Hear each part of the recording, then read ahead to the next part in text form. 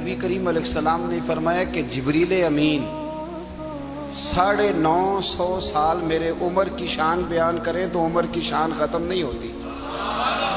950 سال اگر حضرت جبریل بھی بیان کریں تو یہ مقام ہے سیدنا فاروق اعظم کا۔ نبی کریم صلی اللہ تعالی علیہ وسلم نے فرمایا کہ میں نے خواب دیکھا ہے، کچھ لوگوں کو میں نے قمیضیں پہنے ہوئے دیکھا، کچھ کی قمیضیں ناف تک تھیں، کچھ کی پیٹ تک تھیں اور کچھ کی گھٹنوں تک تھیں۔ عمر میں نے تمہیں بھی دیکھا ہے، تمہاری قمیض تو پیروں سے ٹکرا رہی تھی۔ تو حضرت عمر کہنے لگے حضور خواب کوئی دیکھتا ہے، تعبیر کوئی بتاتا ہے، پر یہاں کمال یہ ہے کہ خواب بھی آپ نے بتایا ہے، تعبیر بھی آپ ہی بتائیں گے۔ حضور پھر بتا دیں اس خواب کی تعبیر کیا ہے؟ تو حضور نے فرمایا تعبیر یہ ہے کہ کسی کا دین ناف تک، کسی کا گھٹنوں تک، کسی کا پیٹ تک، اور عمر تو سارا ہی دین میں لپٹا ہوا ہے، تو سارا ہی دیندار ہے، سارا ہی۔ حضرت عمر فاروق رضی اللہ تعالیٰ عنہ آئیڈیل ہیں، ایک ہیرو ہیں۔ حضرت عمر فاروق کی زندگی میں جو چیز آپ کو بہت زیادہ ملے گی نا، وہ یہ ہے کہ آپ نے جتنا کڑا احتساب محاسبہ باہر والوں کا کیا ہے نا، اس سے زیادہ بڑھ کے اپنا اور اپنے گھر والوں کا کیا ہے۔ تو حضرت عمر کے بیٹا گزر رہا تھا تو حضرت ابو موسیٰ اشعری کہتے ہیں میں نے صفائی کی تو 1 دینار نکلا، تو میں نے وہ 1 دینار نا حضرت عمر کے بیٹے کو دے دیا۔ میں نے کہا لو بیٹا اپنے چچا کی طرف سے تحفہ۔ تو گھر جا کے انہوں نے حضرت عمر کو بتایا کہ چچا نے پیسے دیے، چھوٹے بچے تھے۔ حضرت عمر نے حضرت ابو موسیٰ اشعری کو بلا لیا اور بلا کے فرمانے لگے میں تو تمہیں اپنا دوست جانتا تھا اور تو نے میری اولاد کو ہی دنیا دار بنانا شروع کر دیا، میرے بچوں کو ہی تم نے دنیا دار پیسوں پہ لگانا شروع کر دیا، میں تو تمہیں یار سمجھتا تھا۔ فرمایا تمہیں چاہیے تھا میرے بیٹے کو نصیحت کرتے کہ بیٹا پیسوں سے رب راضی نہیں ہوتا، اس کی رضا والے کام کیے جائیں تو رب راضی ہوتا ہے۔ اور فرمایا تمہیں کوئی اور گھر نہیں ملا تھا تباہ کرنے کے لیے، میرا ہی گھر ملا تھا، اٹھاؤ اپنا دینار اور خبردار آج کے بعد میرے بچوں کے ساتھ یہ والی نیکی نہ کرنا۔ اور ہمارا کیا سٹیٹس ہے؟ دوستی ہے ہی اس سے جو تحفے زیادہ دے گا، جو بچوں کو خراب کرنے میں مدد زیادہ کرے اس کے ساتھ یہ رہا۔ حضرت عمر نے گھر پہ اور سب سے بڑھ کر اپنی ذات پہ توجہ کی۔ حضرت ابو مالک رضی اللہ تعالیٰ عنہ کہتے ہیں میں عمر کے پیچھے پیچھے ایک باغ میں گیا، اکثر اس باغ میں جایا کرتے تھے، اور عمر جا کے نا تو درخت کے نیچے بیٹھ گئے اور فرمانے لگے او امیر المومنین اللہ سے ڈر جا، ورنہ جس رب نے حکومت دی ہے وہ عذاب بھی بڑا دے گا، ڈر جا رب سے۔ کبھی ساری زندگی حضرت عمر نے اپنا کوئی تعارف نہیں کرایا، کبھی نہیں۔ ایک بندے نے آپ کے سامنے تعریف کر دی آپ کی تو فرمانے لگے تو خود بھی ہلاک ہوا اور مجھے بھی ہلاک کر دیے، کیا ضرورت پڑی ہے میری تعریفیں کرنے کی؟ اتنی دیر میری تعریف میں لگائی، اللہ کا ذکر کرتا رب تجھے ثواب دیتا، حضور پہ درود پڑھتا تو رب تیرے اوپر رحمتیں نازل کرتا، کس چکر میں ہے؟ آج جتنا اچھی کوئی خوشامد کرے اتنی اچھی وزارت ملتی ہے، جتنی اچھی اس کو جو ہے وہ چاپلوسی کرنی آیا درجہ بھی اسے اتنا ہی اچھا ملتا ہے۔ حضرت عمر فاروق رضی اللہ تعالیٰ عنہ آپ کے بیٹے کہتے ہیں، صاحب فتوح الشام نے لکھا ہے، آپ کے صاحبزادے کہتے ہیں میں نکلا تو میرے ابا جی نا اپنی پشت پر مشکیزہ رکھ کے کنویں سے پانی بھر کے آ رہے تھے۔ میں دوڑ کے آگے گیا، میں نے کہا ابا جی مجھے دے دے۔ فرمانے لگے بیٹا تیرا کیا خیال ہے، کوئی اور نہیں تھا مشکیزہ بھر کے لانے کے لیے، تیرا کیا خیال ہے؟ کہا ابا جی بڑے لوگ تھے پر آپ کیوں اٹھا رہے ہیں؟ فرمانے لگے نفس نا ذرا میرا بڑا ہو گیا تھا، اسے ذرا ذلیل کر رہا ہوں، ذرا اپنا محاسبہ کر رہا ہوں، یہ مجھے کہہ رہا تھا تو بڑی چیز ہے، تو میں نا ابھی مشکیزہ گھر رکھ کے آؤں گا، پھر تیری ماں نے مجھے کہا ہے کہ گھر میں لکڑیاں کوئی نہیں جلانے کی، پھر میں جنگل سے لکڑیاں کاٹ کے لاؤں گا۔ امیر المومنین بن کے نا تو میرا نفس تھوڑا بڑا ہو گیا۔ اب یقین کریں ہمارا آزما خراب ہو جاتا ہے جب تک ہمارا تعارف صحیح نہ ہو، ہمارا تعارف ٹھیک نہ ہو، میں یہ ہوتا ہوں میں وہ ہوتا ہوں، چھوڑ مٹی دیں تے مٹی رہنا ہی، مٹی دیں تے مٹی دیں تے مٹی رہنا ہی، ایویں کادی بلے بلے اج مٹی دے اتے بندیا تے کل مٹی دے تھلے، مٹی دیں تے مٹی رہنا ہی، کادی بلے، مجھے پوچھ لو مجھے جان لو میرا نام لے لو، میں بھی آیا ہوں، میں بھی ہوتا ہوں، میرا بھی یہ تذکرہ ہے۔ جس کو اپنا تعارف کرانا پڑ گیا اس سے بھی زیادہ کمزور کوئی ہے؟ فوٹو میں دکھاتا پھرتا ہے فلانے کے ساتھ فوٹو فلانے، تو کمزور بندہ یہ کام کرتا۔ حضرت عمر فاروق اللہ اکبر، حضرت عمر جیسا بندہ 24 لاکھ مربع میل کا حکمران، اور شاہ روم کو خط لکھ کے کہتا ہے میں منت نہیں کرتا میں حکم دیتا ہوں. نہ تگڑا بندہ. جنگ قادسیہ کے لیے حضرت سعد بن ابی وقاص کو بھیجا. فتوح شام پڑھ کے دیکھیں. حضرت عمر بڑے پریشان ہیں, اتنے دن ہو گئے کوئی رپورٹ ہی نہیں آئی. اب تو موبائل ہے نا, ایک ایک منٹ کی رپورٹ لیں آپ, بلکہ آپ ایک ایک منٹ کی فوٹو لیں آپ, رپورٹ تو دور رہ گئی. حضرت عمر فاروق رضی اللہ تعالیٰ عنہ بڑے پریشان ہیں کہ قادسیہ میں حضرت سعد بن ابی وقاص کے ساتھ لوگ جہاد کرنے گئے, رپورٹ کوئی نہیں آ رہی. اتنے پریشان تھے کہ باہر نکل کے نا اس رستے پہ بیٹھ جاتے جو رستہ قادسیہ کی طرف سے آتا تھا. جو بھی آتا جاتا پوچھتے جنگ کے کیا حالات ہیں. ادھر جب اللہ نے فتح دے دی نا تو حضرت سعد بن ابی وقاص رضی اللہ تعالیٰ عنہ نے ایک قاصد کو خط دے کے بھیجا. کہنے لگے عمر کے پاس جاؤ, انہیں اطلاع دو کہ الحمدللہ اللہ نے اسلام کو فتح عطا کر دی. یہ حضرت عمر کو جا کے دینا. وہ بڑے پریشان ہوں گے. وہ جو اس زمانے میں اس طرح ہوتا تھا کہ کئی دور دور سے صحابہ جو دوسرے شہروں کے ملکوں کے رہنے والے ہوتے تھے وہ بھی آ کے شامل ہو جاتے تھے جہاد میں. کوئی ایک دفعہ مدینے آیا, کوئی 2 دفعہ آیا, پھر اپنے اپنے علاقوں میں. بہت سارے لوگوں نے زیادہ دفعہ حضرت عمر کو دیکھا بھی نہیں تھا. وہ جو قاصد خط لے کے آیا تھا نا اس نے ایک آدھ دفعہ دیکھا تھا. حضرت عمر بوڑھے ہو گئے, وہ پہچانتا نہیں تھا. ادھر سے وہ خط لے کے آ گیا. حضرت عمر مدینے سے باہر نکل کے اس روڈ پہ بیٹھے تھے جو قادسیہ سے آتا تھا. جب اس آدمی کو آتے دیکھا تو حضرت عمر اٹھ کے کھڑے ہو گئے, فرمانے لگے قادسیہ سے آ رہے ہو؟ وہ کیا کہتا ہے؟ پھٹے پرانے کپڑے, ٹوٹے ہوئے جوتے, سر پہ پرانی پگڑی. کہنے لگے غلام مدینے کے رہنے والے ہو؟ حضرت عمر کہنے لگے ہاں مدینے کا ہوں. کہا میں قادسیہ سے آیا ہوں, الحمدللہ اللہ نے اسلام کو فتح دے دی ہے, الحمدللہ کفر کی کمر ٹوٹ گئی ہے. اس نے یہ بات کر کے تو گھوڑے کو ایڑی لگائی, گھوڑا دوڑنے لگا مدینے کے. حضرت عمر بھی ساتھ ساتھ دوڑ رہے. فرمانے لگے اچھا بتاؤ خالد بن ولید کا کیا حال ہے؟ تھوڑا آگے جا کے فرمانے لگے اسامہ بن زید کیسے ہے؟ وہ کہتے ہیں ٹھیک ہے. پھر اس نے اور گھوڑا, عمر ساتھ ساتھ دوڑ رہے ہیں, ساتھ ساتھ. 24 لاکھ مربع میل کا حکمران, ایک جوتا پیر سے نکل گیا, عمر دوڑ رہے ہیں. آگے جا کے پوچھتے ہیں سعد بن ابی وقاص کا کیا حال ہے؟ کہ حضور وہ بھی ٹھیک ہے. کتنے لوگ میرے شہید ہو گئے مسلمانوں میں سے؟ کہنے لگا صحیح گنتی کا نہیں پتا. یہ لفظ ادا ہوتے ہوتے مدینے کی سرحد آ گئی. لوگوں نے عمر کو گھوڑے کے ساتھ دوڑتے دیکھا تو کہا امیر المومنین کیوں دوڑ رہے ہیں؟ وہ غلام چھلانگ لگا کے نیچے آیا, قدموں میں بیٹھ گیا.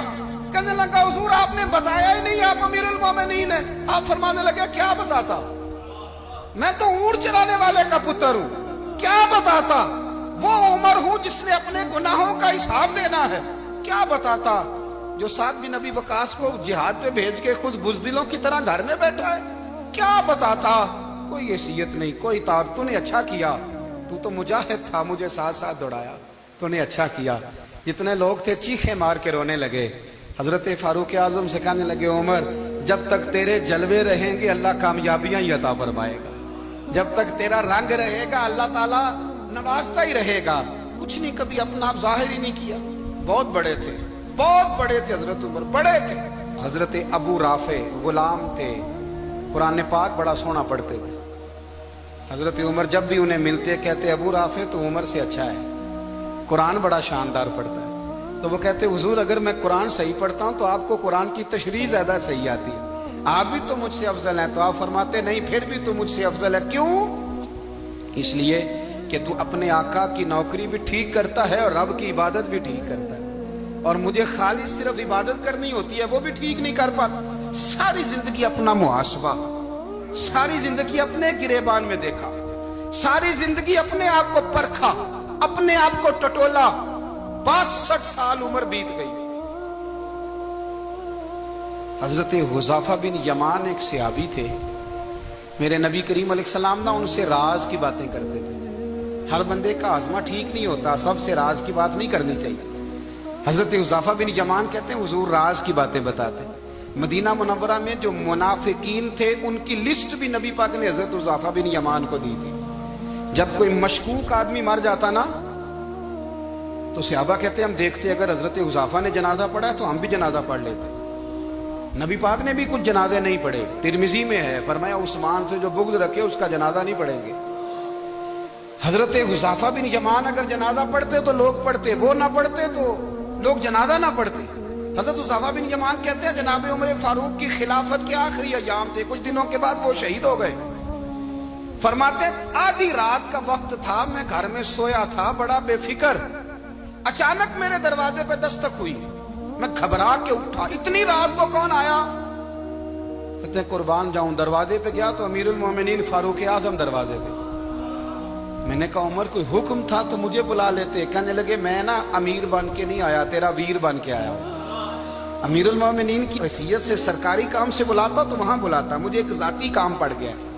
کہتے ہیں میں نے عمر کو گھر کی اندر بلا کے چارپائی پہ بٹھایا، میں نے کہا حضور میں غریب آدمی میں کیا آپ کے کام آ سکتا ہوں؟ تو کہتے ہیں انہوں نے نا مجھے ساتھ بٹھا لیا، پھر میرا ہاتھ پکڑ لیا، کہنے لگے تو عمر کو جانتا ہے؟ عمر جھوٹ نہیں بولتا، تو جانتا ہے عمر وعدوں کا پکا ہے؟ کہا حضور جانتا ہوں۔ کہا میں اس وقت آیا ہوں جب دیکھ بھی کوئی نہیں رہا۔ حضرت حذیفہ بن یمان کہتے ہیں پریشان ہو گیا، حضور پہلیاں نہ بجھوائے، مہربانی کر بتائیں کدھر آئے ہیں؟ حضرت عمر فاروق فرمانے لگے 62 سال کا ہو گیا ہوں، 63 میں چل رہا ہے، داڑھی سفید ہو گئی ہے، پھل پک گیا، اٹھ فریدہ ستیا، داڑھی آ گئی پور، اگا نیڑے آ گئی، پیچھا رہ گئی دور، اب نا اب قبر اشر کا معاملہ صاف نظر آنے لگا ہے۔ کہا حضور مجھ سے کیا چاہتے ہیں؟ حضرت عمر رو پڑے، کہنے لگے آج میں عشاء کے بعد نکلا ہوں تو نبی پاک کے صحابہ مجھے نیک کہہ رہے تھے، پھر میں نے بچوں کی ماں سے اور بچوں سے بھی پوچھا ہے، وہ بھی مجھ سے راضی ہیں، پر حذیفہ تیرے ساتھ نبی پاک راز کی باتیں کرتے تھے، سچ بتا کہیں عمر کا نام منافقوں میں شامل تو نہیں؟ سچ بتا ان منافقین میں تو شامل نہیں، کہیں اوپر سے تو نہیں سارا کچھ؟ حضرت حذیفہ بن یمان کہتے ہیں میں باپ کے مرنے پہ اتنا نہیں رویا جتنا عمر کے سوال پہ رویا۔ میں قدموں میں بیٹھ گیا، میں نے کہا نہیں عمر یہ تو میں نے نہیں سنا، لیکن یہ میں نے نبی پاک سے ضرور سنا ہے کہ میرے بعد اگر کوئی نبی ہوتا تو عمر ابن خطاب ہوتا۔ یہ میں نے اپنے کانوں سے سنا ہے کہ عمر جس گلی سے گزرے شیطان رستہ بدل جاتا ہے۔ یہ میں نے اپنے کانوں سے سنا ہے کہ 950 سال حضرت جبریل جناب عمر کی شان بیان کریں تو پھر بھی بیان نہیں ہو سکتا، یہ میں نے ضرور سنا۔ دوستو ساری زندگی حضرت عمر نے اگر دوسروں کا محاسبہ کیا تو اپنا اور اپنے بچوں کا بھی کڑا خیال رکھا کہ بچے دونوں کاروبار کے لیے مصر گئے، ایک بہت بڑا قافلہ گیا مدینے سے مصر تجارت کے لیے، تو یہ گئے تجارت کے لیے، تو حضرت عبداللہ ابن عمر، حضرت عبید اللہ ابن عمر، حضرت عمر کے دونوں بیٹے گئے، جناب عمر فاروق کے بچے جب وہاں پہنچے، بچے ہیں شہزادے ہیں، وہ کاروبار کرنے گئے اور وہاں بتایا گورنر صاحب نے کہ یہ فاروق اعظم کے بچے امیر المومنین کے۔ لوگوں نے ان سے زیادہ مال خریدا، تجارت میں زیادہ نفع ہوا، ظاہر ہے کہ وہ آپ کے جو اللہ خیر کرے حکمران ہیں ان کے کاروبار کتنے ملکوں میں ہیں، کس بنیاد پر ہیں؟ صرف اس بنیاد پر کہ وہ حکمران رہے، ان کے لیے آسان تھا بڑے لوگوں سے تعلقات بنانا۔ حضرت عمر فاروق رضی اللہ تعالیٰ عنہ کے بچے ڈھیروں مال کما کے جب واپس آئے نا تو حضرت عمر سے آ کے بچوں نے بطور محبت کا ابا جی اللہ نے بڑا ہی فضل کیا ہے، بڑا مال کمایا الحمدللہ، یہ دیکھیں کتنا نوازا ہے۔ تو حضرت عمر کہنے لگے سارے قافلے نے اتنا ہی کمایا ہے؟ سارے قافلے نے اتنا ہی کمایا ہے؟ کہ حضور نہیں، سارے قافلے نے اتنا نہیں کمایا، سب کو اتنا نہیں ملا، وہ تو وہاں گورنر صاحب نے لوگوں کو تعارف کرایا تھا کہ یہ عمر کے بچے ہیں، تو لوگوں نے پھر ہم سے بڑا ہی خریدا۔ تو حضرت عمر فرمانے لگے ٹھیک ہو گیا، میں بات سمجھ گیا ہوں، اس طرح کرو جو تمہاری اصل زر تھی نا، جو راز تھی وہ رکھ لو اور باقی سارا مال مال خزانہ میں جمع کرا دو، اس لیے کہ یہ تم نے تجارت نہیں کی، یہ تم نے اپنے باپ کا نام بیچا ہے، یہ تم نے امیر المومنین کے بیٹے ہونے کا فائدہ اٹھایا ہے۔ فرمایا یہ تمہارا نہیں حق، یہ مسلمانوں کا ہے، اس لیے کہ یہ مال تم نے محنت سے نہیں کمایا، یہ باپ کی کرسی کا فائدہ اٹھایا ہے۔ اور فرمایا اگر تم نے مال جمع نہ کرایا تو میں مال بھی لے لوں گا زبردستی اور کوڑے بھی ماروں گا، ڈبل سزا دوں گا، مرضی سے جمع کراؤ گے تو کوڑوں سے بچ جاؤ گے۔ بڑے بیٹے نے تو جمع کرا دیا تو چھوٹا تھوڑا پریشان ہوا، تو حضرت عبداللہ ابن عمر چھوٹے بھائی کا ماتھا چوم کے کہنے لگے بیٹے چپ کر کے جمع کرا، یہاں بھی فخر کر کے ہم عمر کے بیٹے ہیں اور قیامت میں بھی فخر کریں گے کہ ہم فاروق اعظم کے بیٹے ہیں، یہاں بھی ناز کریں گے اور وہاں بھی ناز کریں گے کہ عمر کے بچے ہیں۔ ہمارے باپ نے خود بھی حلال ہی کھایا ہے اور جب ہماری کمانے کی باری آئی ہے تو ہمیں حکم بھی حلال کھانے کا دیا. بھائی ہمارا مزاج نہیں. ملک شام سے اور ایران سے کچھ لوگ آپ کی خدمت میں آئے تو وہاں سے کچھ کنیزیں بھی آئیں. ان کے بادشاہ کا پیغام لے کے شاہ ایران کی کنیز کو ملکہ نے کہا کہ نا حضرت عمر کی زوجہ کو دیکھ کے آنا ذرا کس طرح کی ہے. ہمارے ملک میں کیا کہتے ہیں؟ خاتون اول، باقی سارے دوؤں میں خاتون اول. ذرا خاتون اول کو دیکھ کے آنا. تو وہ جب آئی نا گھر میں ملنے تو کہا کہ مجھے میری ملکہ نے کہا تھا کہ عمر کی زوجہ سے اہلیہ سے ملاقات کر کے آنا. تو حضرت عمر کی اہلیہ نے نا ایک جوڑا کپڑوں کا دے دیا ملکہ کے لیے اور ایک خوشبو کی شیشی دے دی.